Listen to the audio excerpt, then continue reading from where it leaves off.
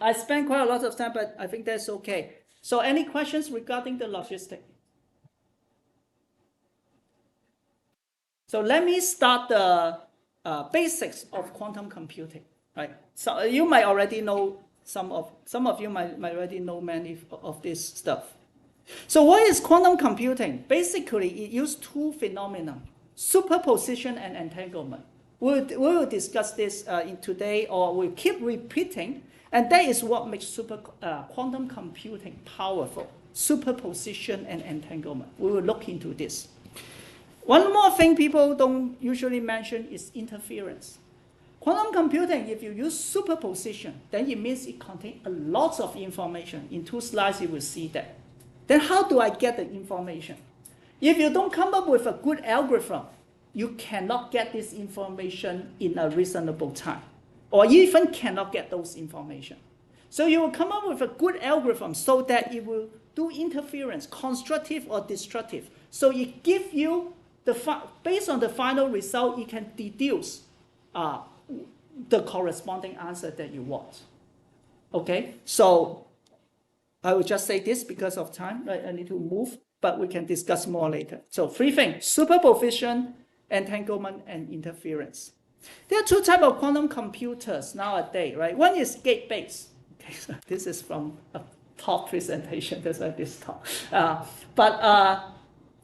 It is what? Just a little bit like the classical semiconductor circuit. You have gate, NAND gate, NOR gate. And this is, you look at this, that is a gate-based model. They are not exactly the same. I will explain more. Another is called quantum annealing. That you use the qubit, you know it's physics, right? You know it's energy landscape. You map the physics to the problem you want to solve.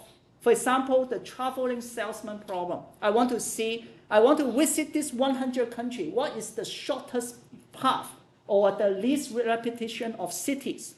This 100 cities, yeah, the repetition of city that I can have to minimize the cost. This is very important. And you map this to the qubit state and then let it evolve. Let it physically find the minimum energy. So you might have heard about a company called D-Wave.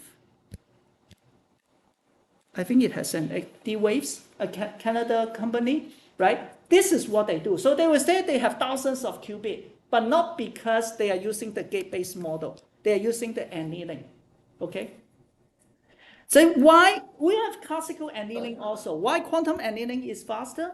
Because it allows quantum tunneling, not in the real space tunneling. You just take it for granted, right? So that can speed up the process. For example, if you are, this is the energy landscape and this is the configuration. If you can find the lower energy, you know the solution.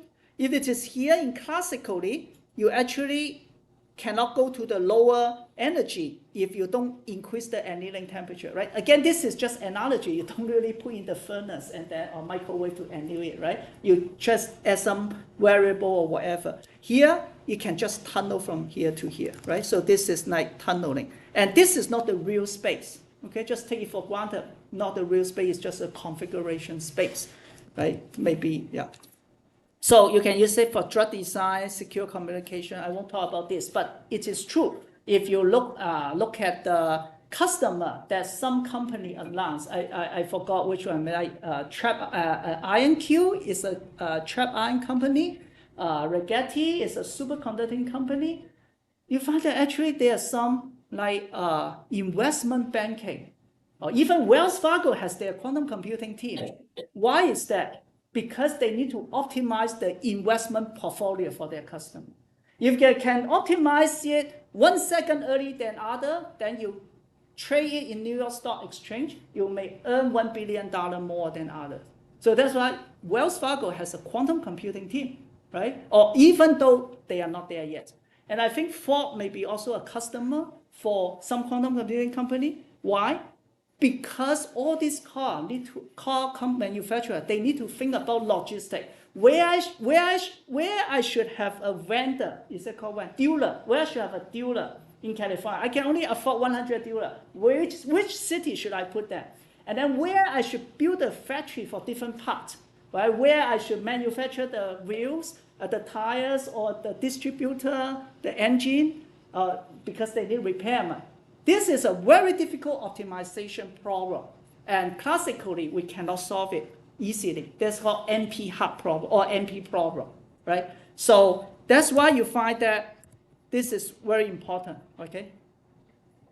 So let me quickly just say what is quantum computing superposition. In classical computer, you have 0 and 1, right? Very easy. You represent it by head and tail. You can also represent by sad and happiness, right? But we use transistor, open and short. So any physical object, although it may be very slow or very bulky, they all can be classical computer. Now, same for quantum computer. If you limit it to only compute in the so-called basis state, 0 and 1. So now you see something called Dirac bracket notation. If you don't know this well, I will try to explain a little bit more. But basically, this is just a symbol. Take it for granted.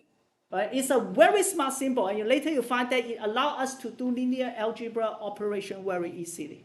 Basically, it's just a state I put in this Dirac bracket. 0 and 1.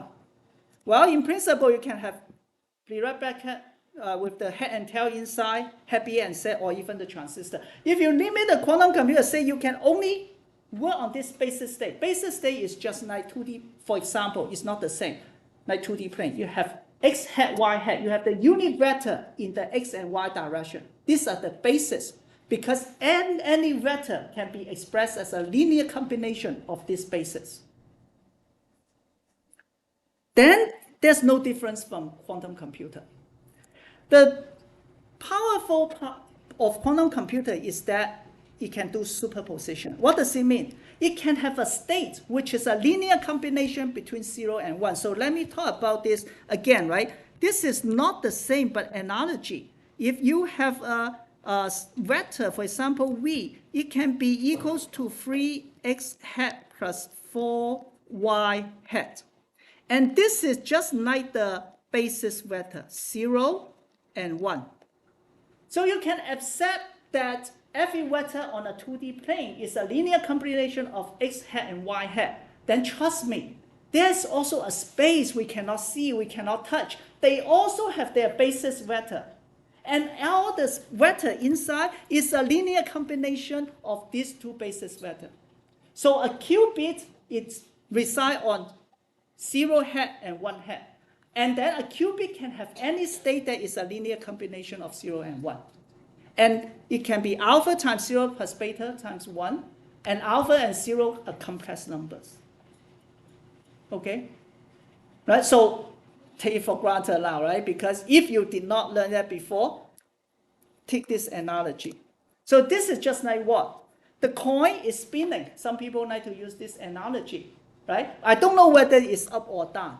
It's a combination of up and down, right? So don't think too hard. If you never think about this, now you have philosophical problem, like you spend years to think about if I don't look at the moon, is the moon behind me or not, right? Because people say it's just a superposition of the moon being everywhere. It's just because I look at it, that's why it collapsed in front of me, right? Let's don't discuss this. You just accept it. I have basis states. And every state is a linear combination of the basis state. Like, we are only doing some superficial, so don't think too hard today, okay? Then what? Now think about this. In a classical register, if I have 4 bits, how many data can I put? I can 0, 0, 0, 0, 0, 0, 1 all the way to 1, 1, 1, 1. So it can store the number 0 to 15, which has 16 numbers. Or I can say I can store 2 to the power 4 state, right? If I have a 4 bits. For 1 bit, how many do you have? 2, 0 and 1, right? Which is 2 to the power 1. Now, but I just told you that in a quantum register, you also have the corresponding basis state. Right? So I also have 0, 0, 0, 0, 0, 0, 0, 1, all the way to 1, 1, 1, 1 basis state. Because when I have 1 qubit, I have 0 and 1 as the basis state. I have 2 qubit, I have 0, 0, 0, 1, 1, 0, 1, 1 as the basis state. So now at 4 qubit, I also have 2 to the power 4 basis states. Not exciting. But again, we say that the whole system can have a state which is a linear combination of the basis state. So I can have if I have n qubits, then I have 2 to the power n basis states. And then any states, any general state of that system is a linear combination of them, right? So yeah, A0, all 0, A1, 0, 0, 1, and then A to the power 2n minus 1, all 1. Is this okay?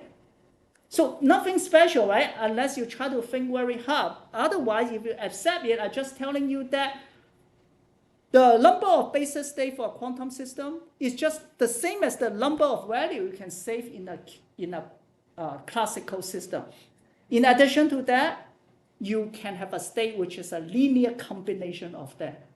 So how many coefficients do I have then in order to describe this state? If I have 4 qubits, how many coefficients do I need to put in order to describe, to pin down one state? 16, 2 to the power 4. If I have n qubits, how many coefficients do I need? 2 to the power n, right? So what's the big deal?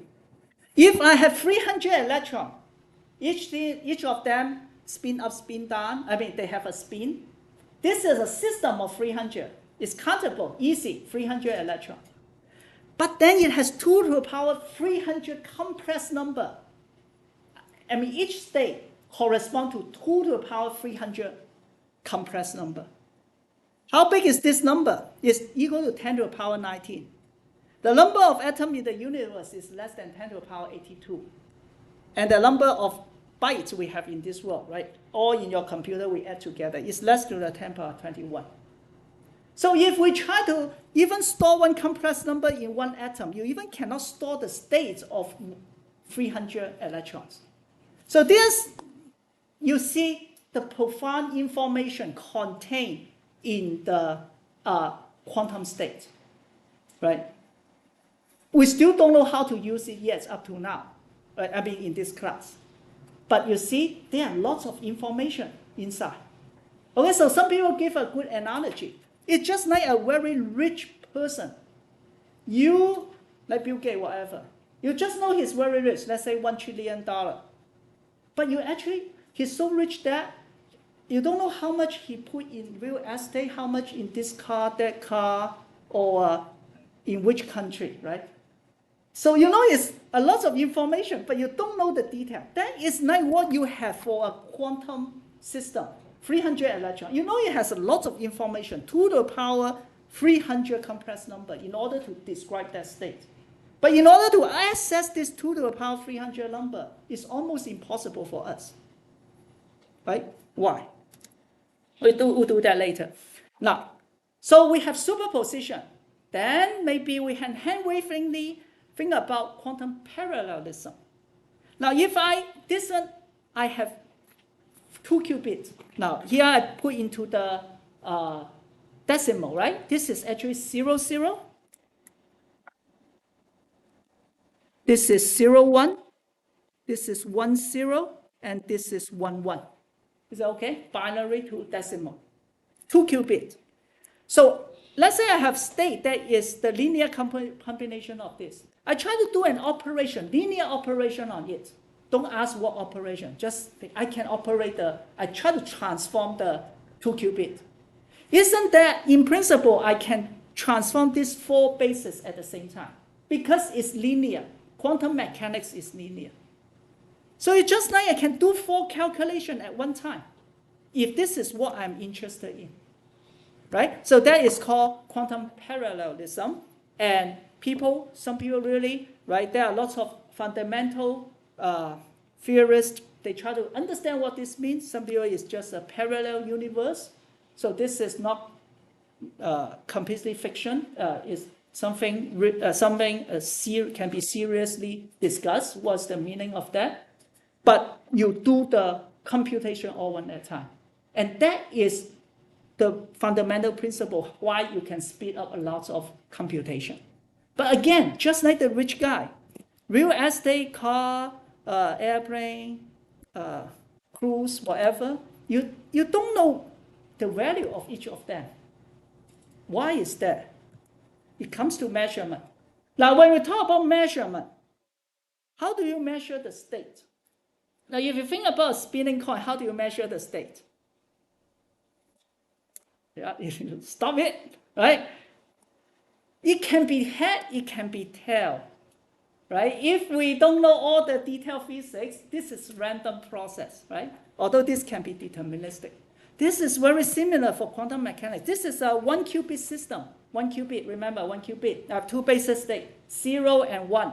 And I have a general state, psi. Psi equal to alpha 0 plus psi times 1, right? I hope you are very familiar with this now. You're not afraid of this bracket, direct bracket notation. You know this just means a state, right? I don't care. When I measure, what happened? This is a measurement symbol.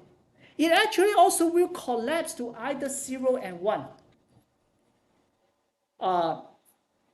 You just take it for granted, right? People will start discussing how it entangles with the classical system. We don't need to go that far. Just take it for granted, right? This is what I mean by you take it for granted. Something we need to take it for granted. Because even the best physicists still may be trying to understand what is the meaning of measurement or whatever.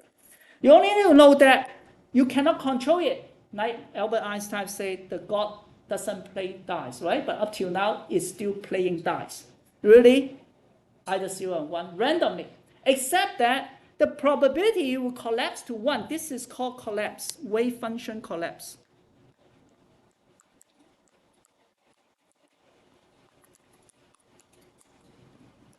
Right? The probability it will collapse to 0 is the magnitude square of the coefficient in front of it. The probability it collapses to 1 also is that. So that's why it's beta square and alpha square, the magnitude. So if, for example, alpha equals 0, then it means, of course, my state is in 1, right? So it's just the basis state. No matter how you measure, it is always 1. Because the probability is 1 square, and this is 0 square. So now you see that sometimes we call this measurement basis, because we're measuring in this basis, right? And how exactly we measure it, we could discuss more when I talk about spin qubit, right? So you can have different measurement systems. So that's how you do a measure. So that's why we come back to this question. You really don't know this, because to know this, I need to measure it. But it is what? It depends on probability. So in order to get a probability, what do you need to do? You do a lot of measure. You need to measure many times, right? You need to have many identical experiments, keep measuring. And all you get is just the magnitude, not even the phase. Okay?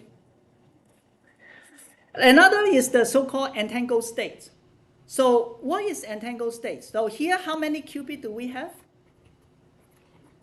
2. Right? Because I have 0, 0, 0, 1, 1, 0, 1, 1 as the basis state. Right? So what are the coefficients? Let's just review. This one has coefficient 1/2. And for those who already taken 161 or 225, do not answer. And what is the coefficient of the second one? Negative? Okay, but you need to multiply. Good. Negative 1/2. Right? Because this bracket, right? So, and what is the coefficient of the third one? Half. And after the last one? Negative half. I just want you to map to what we have discussed. This is the alpha, beta, gamma, right? Okay. Now, this is something we will discuss a little bit later called tensor product. You actually can factorize it just like how you do elementary algebra. Okay? Take it for granted for now. Okay? So this is like 0 times 0 give you 0, 0. 0 times negative 1 give you negative 0, 1. 1 times 0 give you 1, 0. 1 times negative 1 give you negative 1, 1, right? So if you just treat this as a symbol, don't do the multiplication, don't do 0 times 1 equal to 0. No, you just like put them together. You will see that this is just like a tensor product. What does it say? It says this is 2-qubit system. To describe this 2-qubit system, I need all this number. But this is exactly equal to the product between 1 qubit and another qubit. So describe the whole qubit, I can just describe the individual qubit. If they are the same. This is so-called unentangled state, and they are not interesting. All the unentangled state or operation can be simulated classically, efficiently. So you don't need quantum computer. Because if I can simulate quantum computer efficiently, I don't need quantum computer, right? Because whatever quantum computer can do, classical computer can do. What you cannot do is the so-called entangled state. And this is the so-called entangled state.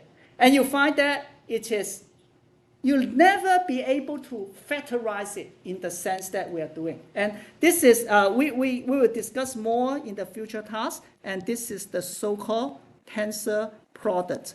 You cannot factorize it into the two tensor products. So in order to describe this whole system, I cannot say, let me describe system 1 first, and then tensor product with system 2. It doesn't work. What's so special about this? This one gives something called spooky action, but it's not exactly, not that bad actually, but it actually will cause further problem if you try to think about the Heisenberg uncertainty principle. But here just to feel a little bit about it. So I have this entangled state. Now, in this bracket notation, I'm not putting 0, 0, 1, 1. It doesn't matter, because what is 0, what is 1? I cannot even do multiplication. It's just the name of a state. I call it 0. Okay? So I can call it SJSU as a state. That is okay, right? So now it's up, up, down, down, spin up, spin down. They are entangled, right? This is an entangled state. So I have 2 electrons. I make them in entangled state. How do we do it? We'll discuss in the future. But they're entangled. I move them carefully apart so they don't get disturbed by any other thing. So then they are still entangled, right? Because entangled does not talk about the distance. It's just a state. I just move them apart. So now one electron is on the Earth, another is 100 light years away. But now, on the Earth, I try to measure my electron. What will happen when I measure my electron? What did we just say when you do measurement? You will collapse. And this is the basic state, right? So you will collapse to either up, up, or down, down. Because it's a whole system, although I only measure the first electron. But it only has this possibility, either both up, up, or either both down, down. I don't have up, down, or down, up, right? Because the way I prepare it. So then, let's say it really collapsed to up. Then it means the electron, 100 light years away, collapsed to up immediately. Right? So this is what they call the spooky action. We don't discuss further. Right? This there's no problem, no causality problem, but just to let you feel the powerful of entanglement. But you see, entanglement is more like what? Correlation. It's a correlation in quantum mechanics. Okay. So what is a quantum gate? Now we have talked about QB and quantum gate, right? So now this is what I want to say. So we talk about the state. Every system have a state, right? Exactly what the state it is really doesn't matter. We just put in the bracket notation. We have been doing this. I just saw state 1. That is the state. What exactly it is doesn't matter. As long as you can manipulate it. You can do the math, right? Quantum gate is what? You change the state. That is a gate. That's it. Now, people will maybe talk about this first. And usually, it is just a laser or microwave pulse. And that's what we're going to study in this class. We'll say that we interact the qubit with the microwave pulse, then it changes the state. So quantum gate, usually for a state, this is the so-called Bloch sphere. We'll discuss in the following lectures. We put the state, we can represent state on this Bloch sphere. So if I say a gate changed the state, basically just saying that I rotate this state on this Bloch sphere, that's it. If the Earth is broad sphere, I apply a state. Maybe my state is I buy the ticket. The quantum gate is I bought the air ticket. I flew to Asia. Then I flew to another part of the broad sphere, right? That is the quantum gate in that sense. See what I mean? So quantum gate is just to rotate the state in this broad sphere. We'll discuss more. It's not that straightforward. We have two types of gates, 1 qubit and 2 qubit, right? And some qubits has classical counterpart like NOT gates. NOT gates change basis state 0 to 1 and 1 to 0. You can simulate them in classical computer easily. But some does not have, for example, Hadamard gate. You apply H to 0, it becomes a superposition. So it was a pure basis state. Now it becomes either in 0 or either in 1. Okay. We will discuss more later, but now I hope you understand this. So want to make one thing very clear. How many pages do I still? I will just finish this slide. So want to make it very clear. A quantum gate is reversible. What does it mean? Now, this is a LAN gate. 0, 0 give you 1, 0, 1 give you 1, 1, 0 give you 1. So if I tell you I have a LAN gate, the input is 1, do you know what the input is? You cannot deduce. But for quantum gate, this is a CNOT gate we have not discussed yet. But basically, you find that if I tell you it is a CNOT gate and the output is 0, 1 or 1, 0, then you know the input is 1, 1. Then it's reversible. This is very natural because quantum computing, everything is based on Schrödinger equation. So if there's no dissipation, you can, or just like the rotating state, you can rotate it from one side to another side. I can also come back from Asia to America by buying the reverse airplane ticket, right? Apply the inverse gate. One last very important thing. You will see quantum circuit like this. The input is the state, then I apply the gate. Again, what is gates? They are laser pulse or microwave pulse. So unlike your IC circuit, you have a NOT gate, LAN gate, adder, and then multiplexer. You need the real estate to lay out the circuit. Here, no. This is the flow of time in general, right? Photonics, my law. So your qubit sit there. When I say apply a gate, I shoot a microwave pulse to there. It changed the state. Then another gate, I shoot another microwave pulse. So I can have 1 trillion gates by occupying the same amount of real estate. That is very important. So do not worry when you see people showing that the algorithm need 1 trillion gates. Don't worry about the real estate. It just means that you need to shoot 1 trillion times the microwave pulse. Okay, so I will stop here.